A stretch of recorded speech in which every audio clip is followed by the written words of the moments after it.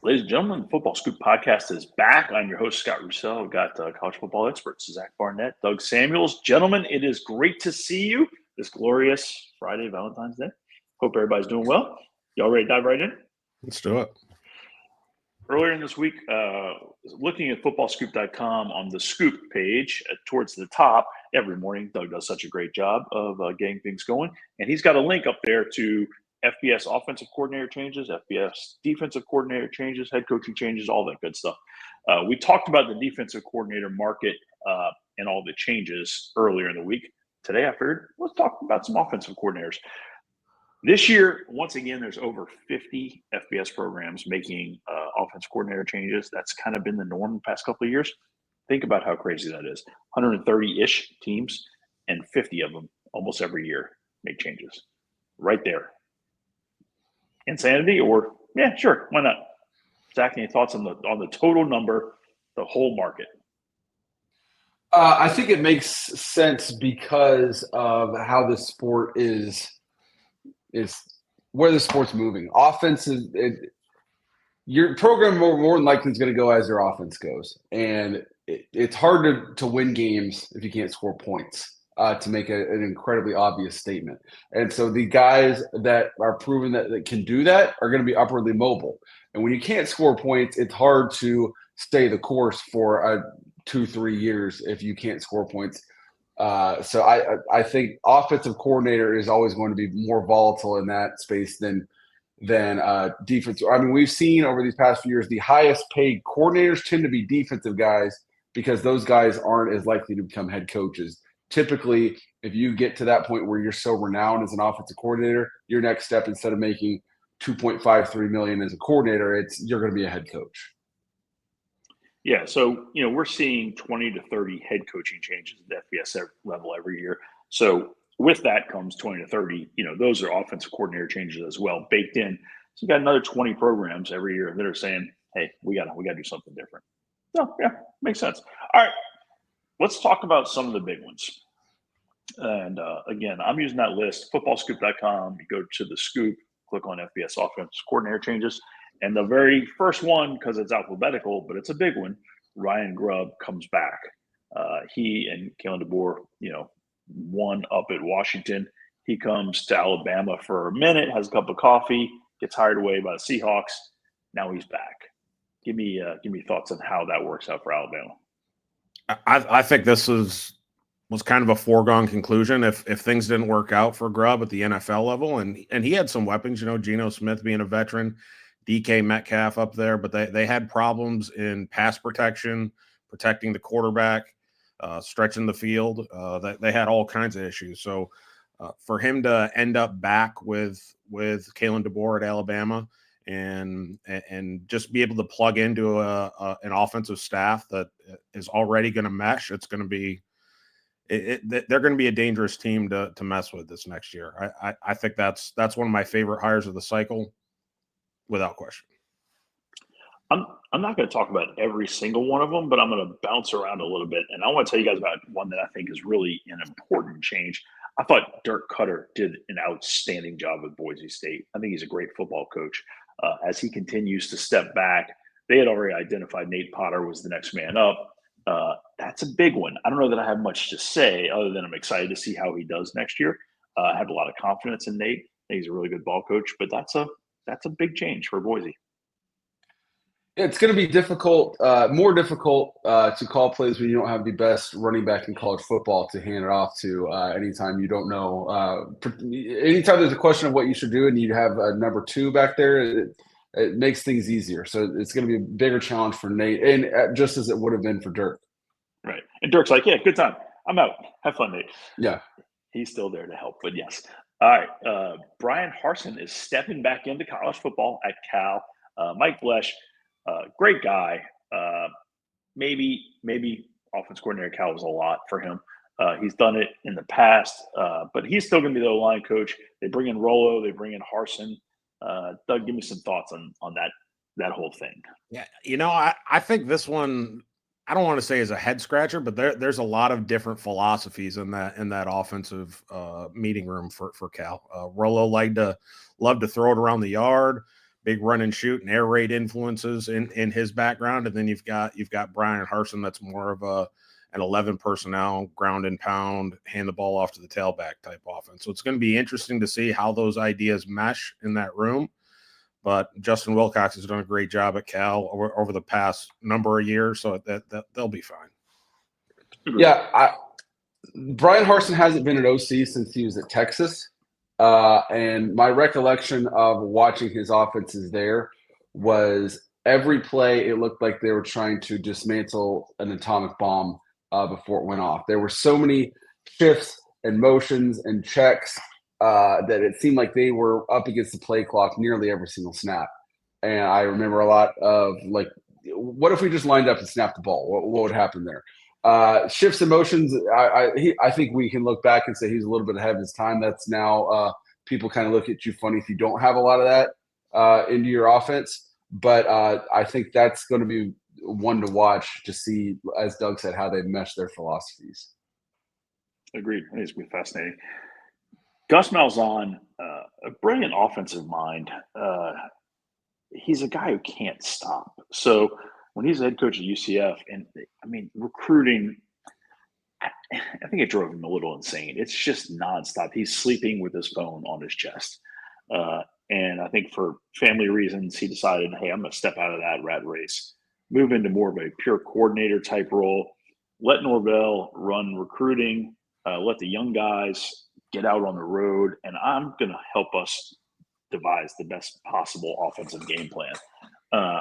We like this move, or we don't like this move? I personally think this is a great move for both Gus and for Mike Norvell.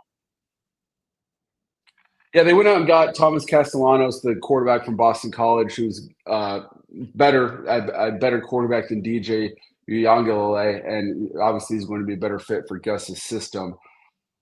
It just feels like there's each season at Florida State, maybe this is unfair, but each season it's just wild changes, wild swings from one to the next. That's partly because personnel driven, because they've been so reliant on the portal. They're going for what feels like their seventh straight portal quarterback. So coming off of that 2-10 season, it needs to hit immediately. It feels for Norvell, you can't go 2-10 and then 5-7. You need to be back to, it feels like 8-9 wins at minimum. So a lot of things seems like need to hit. A lot of things need to go well, and they need to go well quickly for this to work. I think the coordinators kind of got the bulk of the blame, but I mean, 2 years ago, we're talking about Alex Atkins as being a FBS head coaching candidate. Like he was one of the top play callers in the country. So there's more issues at Florida State. I don't think it's Mike Norvell. I think he's a outstanding coach. I don't know if it was talent or injuries or what the behind the scenes was, but for Adam Fuller and Alex Atkins to be kind of the scapegoats in that 2-win season, I don't think is accurate at all. I do think they made some really good hires with Tony White and Gus Malzahn. I just don't know. You have to be absent of ego in order to go from that head coach spot to the coordinator spot, and I think Gus can do that because he's been around for a long time and has had a bunch of success. They're gonna run the crap out of the ball. He's always a top 10 rushing offense wherever he's been. So that it's going to be an interesting one, but I agree with Zach. Like you've got to win 8 or 9 games to prove that things aren't completely broken.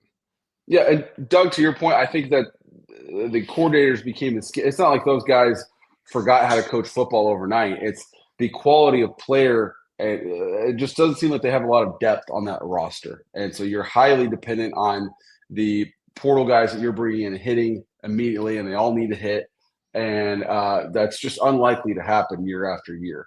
And once you're on that portal carousel, it becomes hard to get off, because now why would high school players commit to you if you continually recruited over them?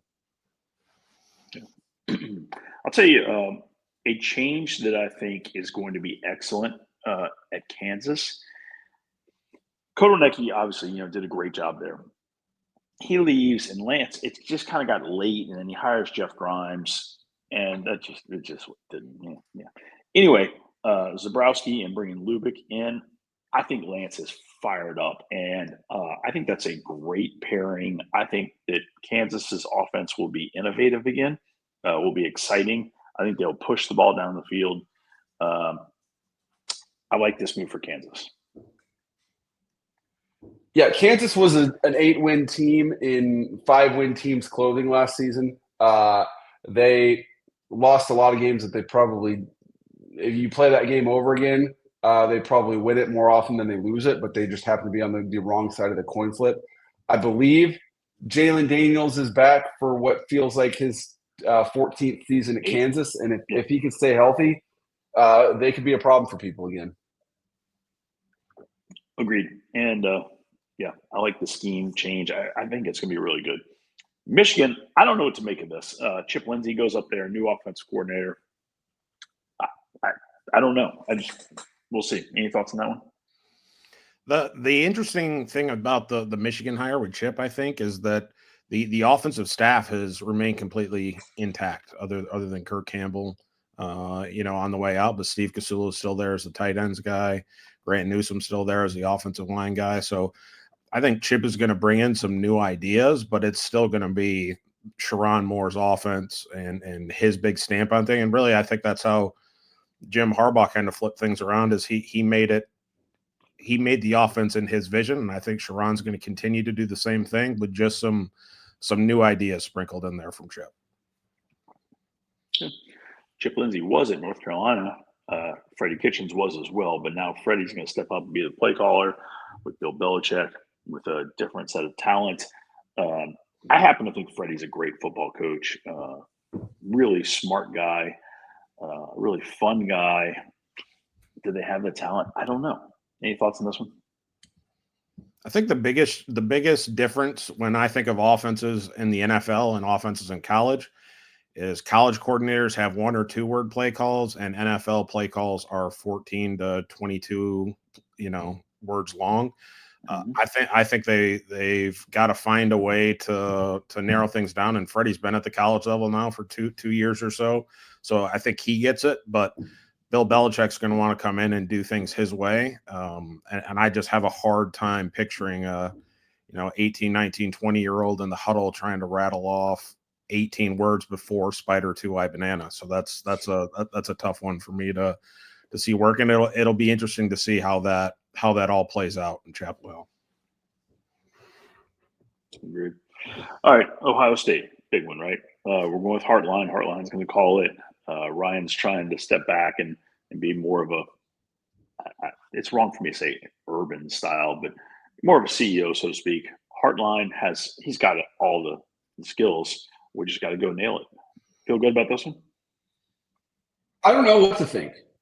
He was in that role for a season and then stepped back when Chip came along. And anytime you have the opportunity to hire Chip Kelly, you're going to run your offense. It's hard to say no to that. But at the same time, you probably did that because you felt like you were lacking in that position. And now Hartline steps back in. And I think he's a fascinating case study for me. He's the best position coach in college football going right now, and I don't think there's a close second. I mean, just the amount of recruiting production to on-field development to draft success that Ohio State wide receivers have had is just incredible. I mean, to go from Marvin Harrison to Jeremiah Smith, and now you have Chris Henry Jr. Committed, who is not even going to join them for next year, but might make Jeremiah Smith look bad by comparison when he gets there. The hype this kid has is insane. So basically, he has a lot of equity there. It'd be an enormous loss for him to be like, you know what, I'm going to go to the NFL, or I'm going to go try to do something else. So he wants to be the offensive coordinator. You pretty much say, yeah, okay, come be the offensive coordinator. But if you're Ryan Day, how comfortable do you feel handing him complete control of the offense when you know, A, that you can do that probably better than he can, and B, you won the national championship, but it's Ohio State. The expectations are to win the national championship every single year. So I think this is going to be a fascinating case study, and I could see it going any which number of ways. Normally a coordinator spends more time scheme and teaching rather than out recruiting. And I was like, you're taking Hartline a little bit away from recruiting if he's got to focus more on scheme. But really, at Ohio State, you're not out there like trying to find guys. You're welcoming them on campus, right? So, probably works out, huh? Probably. We'll see. We'll see. To me, there's no way to know until it's actually happening, which is why I love football. Amen. All right, Arbuckle at Wazoo was, the toast of college football. Everybody was excited, especially the early part of the season. He gets a big deal to go to Oklahoma. A lot of pressure. Zach, give me some thoughts on that one. So Ben Arbuckle is 30 years old and was a high school assistant coach out in West Texas as recently as 2020, which is a normal career path for a guy in coaching. He's 25 years old. What else would you expect? 5 years later, he's got an entire SEC program riding on his shoulders because Brent Venables, as the head coach, he's been caught in that vortex that so many first-time head coaches get caught in is, do I double down on what got me here, which is my play calling, or do I step back and be the CEO? He's been caught in the middle that entire time, has now decided, heading into a make or break season, I'm going to be the defensive coordinator and the head coach, which means Ben Arbuckle's running his own offense. And he's got to come in there and teach it not only to the players, but to the coaches. The rest of the offensive coaching staff at OU is sticking around. They fortunately got John Mateer to transfer. He had options to go to Miami and North Carolina. I can't imagine the panic on Ben Arbuckle if he had to teach his offense to a new quarterback, but fortunately he chose Oklahoma. But he's got the entire program on his shoulders because the reason they are where they are right now with Brent Venables playing a make or break season, not in the defense, it's the offense. And Ben Arbuckle has total oversight over the offense now, having done it on his own one season at Washington State, really. So this is going to be fascinating. It's not like they need to go win 12 games for this to work out. They could go if they're healthy at wide receiver, maybe they win 8 last year. If they're better at quarterback, maybe they win 8 or 9 last year. They can't be as injured as they were at wide receiver. They've got to be better at quarterback. So this could work out, but if not, then everyone's looking for new jobs in 2026. No pressure. Good luck. 30 years old. Okay. You got OU, the balance of OU football in your hands. Wow. Mm-hmm. Okay. All right. Let's talk across state, Oklahoma State. They bring Doug Meacham back. Gundy, retools the entire staff. Brings Meacham back, who was there in the past and knows Mike real well. We got a good feel for this one? And does it come down to scheme or is it really just players? I mean, the Oklahoma State offense of 10 years ago or 15 years ago, throwing the ball all around the yard with guys like Justin Blackman and Des Bryant, like the list goes on and on of great Oklahoma State receivers, really went through a transformation the past probably 5 to 7 years. And there were more 11 and 12 personnel and ground and pound and hand the ball to guys like Chuba Hubbard and those guys. But this seems to me like a return back to kind of a wide open offense and chucking the ball around and now screens and that kind of stuff. So it's going to be a guy that when Gundy has had openings in the past, he's been known to go a little wild and find the top D2 guy or something like that. So this is more familiarity, more trust. So I think this one opens with a lot of optimism, just based on those factors. Yeah, timing's everything in life, and I was told that Doug Meacham would not have been welcome back if as TCU's wide receivers coach, but Oklahoma State offensive coordinator job opened, so he didn't need that job anymore, and it worked out for him, and he's bringing a quarterback with him, Haas Haney, who I had the pleasure of watching multiple times playing for my local high school here, and this guy's electric. If he was 6'3", he would have been a national recruit. Instead, he's 5'11", and so he ended up at TCU, didn't play, now transferred to Oklahoma State for that open job. And if he wins the job, he's going to be one of the fastest quarterbacks in FBS from day one. He's got insane speed, big arm. Obviously, he's just not very big. They're going to have an open quarterback battle, so I don't know that he's going to win it, but you figure he's got a leg up given his familiarity with Meacham. So they could be really fun to watch in 2025. Good stuff.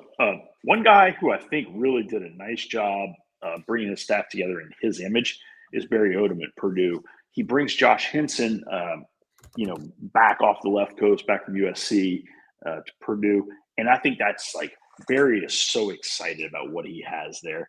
And we'll see how it all comes together. Their roster is not loaded.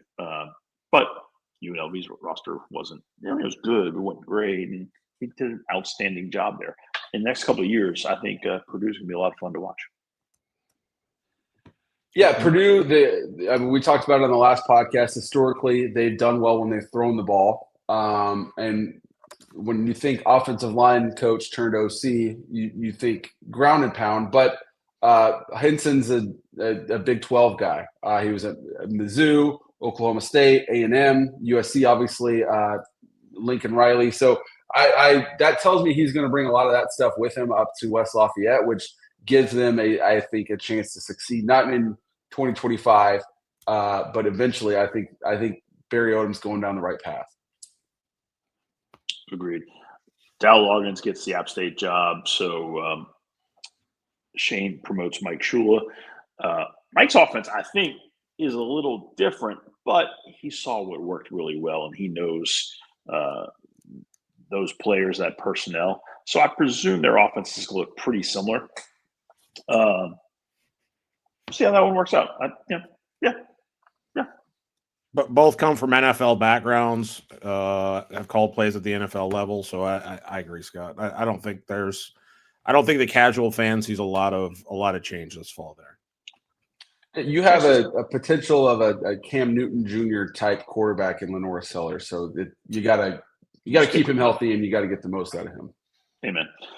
Texas Tech makes one of the hires of the offseason, bringing Mac Leftwich in, who was highly coveted out there. A lot of schools were very, very interested in.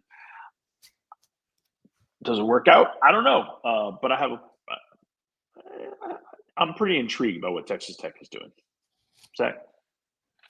Yeah, I think Texas Tech has to stay healthy. I don't have zero numbers in front of me to prove this, but it feels like they've been significantly injured at least offensively, each season that Joey McGuire's been there. So if they can stay healthy, they've spent very well in the portal. They've recruited very fast guys. They might not be the biggest, but they are fast across the board.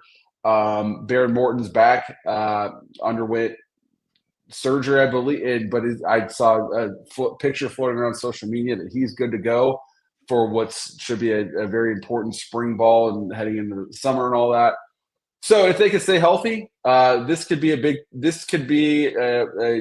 playoff team. Like the Big 12 is wide open, and Texas Tech's not going to be the favorite, but they have as good a shot to go win this thing as anyone else if they stay healthy and everything fits. I see a lot of people talking about Texas Tech being that like Arizona State type playoff team next year, obviously in a very different mold, but they believe they've got the talent and the coaches have been added that's going to get them to the next level.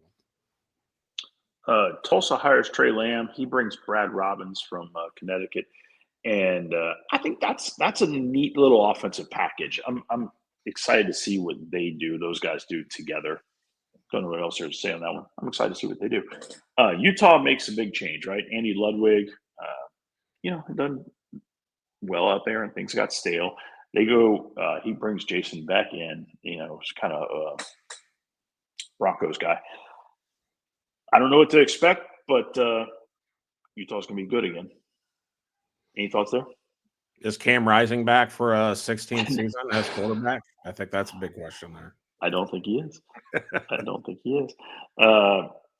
Wake hires Robbie Zell from South Alabama. A fun offense, players-wise. The message is they don't have enough depth. So we'll see. I've got to pound the table here for Warren Ruggiero to get an opportunity somewhere with the slow mesh and bring that back. He's I believe either coached or graduated from my alma mater, Defiance College. So I got to see the slow mesh somewhere in college football. Maybe the NFL. Maybe things get crazy and he goes to the NFL. But would love to see him back and the slow mesh back. Good stuff. Brennan Carroll goes to work with his dad, Pete. Jimmy Doherty gets promoted at Washington. Actually, I think that might be an upgrade in play callers. So I think Washington's going to be improved at the coordinator position. I don't have much else to say on that. Jimmy D is a dude. That's all I got. Yeah, I don't have much on that either. Good talk. All right, last one I want to talk about is Wisconsin. Longo, it just didn't work there for whatever reason. And Doug, help me out here. He goes with Grimes, more of a feature run game, different personnel than what Longo was kind of known for. Give me thoughts there. Yeah, Grimes is more under center, big wide zone guy. They're going to see wide zone 30 times a game there at Wisconsin, and the best Wisconsin teams, Barry Alvarez, Brett Bielema, work ground and pound, inside outside zone, power counter. So you're going to see Badger fans will see a much more familiar offensive approach, I think, and I think that's what Luke Fickell was looking for, was to kind of get back to those roots. I know Barry Alvarez went on some podcast here the past couple of days and was saying that he doesn't recognize Wisconsin football where it's at and it needs to change. So it was kind of calling out Luke Fickell a little bit. I think when you're looking for a pro style under center guy, that pool is really small at the college level. So to be able to go and get a guy like Jeff Grimes, who we talked about, maybe not the best fit at Kansas, but did a really good job. And I think it's first or second season at Baylor when they won the Big 12, did an awesome job. So I think that's a great addition in Madison, maybe one of the best hires that they could have had. And I am publicly a big Phil Longo fan, but I do think that the Jeff Grimes hire makes a lot of sense at Wisconsin. Yeah, Jeff Grimes' 2021 season at Baylor was one of the best seasons any coordinator will have this whole decade. The overnight transformation they had was phenomenal. And as you said, Doug, he kind of took the Big 12 by storm with that wide zone when it felt like that was newish in college football. It doesn't feel quite as cutting edge now as it did 4 years ago. But if he can have even half of that instant success at Wisconsin, then they're going to be really good in 2025. It feels like I agree with you. It feels like the right guy, right place type hire. Kansas, one and done there. That just, for whatever reason, it just was not, didn't fit together right the way it should have at Kansas. So I don't hold that against them. I think this could be a one of the 5 best hires of this cycle. Agreed. I missed one that I do want to talk about, UCLA. So they're making a switch from Eric Bieniemy to Tino Sunseri. And I think this has huge potential. I think, right away, Bieniemy, I was like, this just wasn't the right fit for college football, especially at UCLA. You need some youthful energy there to get the right players there. You need some mojo. And I think Tino is going to change it up dramatically. And I think that adds a couple of dubs straight up to the schedule, personally. Any thoughts on that? They're going to chuck the ball all around the yard at UCLA. I've been told, compared to Bieniemy's NFL style approach, they're going to chuck it around. I know that whole staff at Indiana got contract extensions in season. So for him to say, yeah, I want to come back, and then UCLA come knocking, it was an opportunity for him to go and call his own plays.